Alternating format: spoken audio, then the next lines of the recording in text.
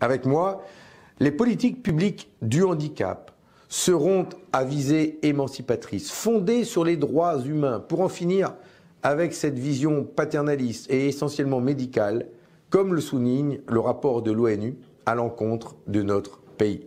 Nous inscrirons dans la Constitution le principe d'accessibilité universelle, ce qui aurait rendu impossible ou contestable des lois indignes, comme l'article de la loi Elan, supprimant le 100% accessible dans les logements neufs, que je rétablirai immédiatement. Pour le droit à un revenu digne, je créerai un revenu d'existence au niveau du salaire minimum et je mettrai fin à l'humiliation d'avoir son AAH soumis à condition de ressources du conjoint. Pour le droit à la compensation, je mettrai en place une prestation universelle d'autonomie, sans barrière d'âge ni reste à charge revalorisé. Elle ne l'a pas été depuis 2006, ce qui est scandaleux. Et surtout, avec une prise en charge réelle de tous les besoins de compensation, ce qui, vous le dites, n'est pas le cas du tout aujourd'hui.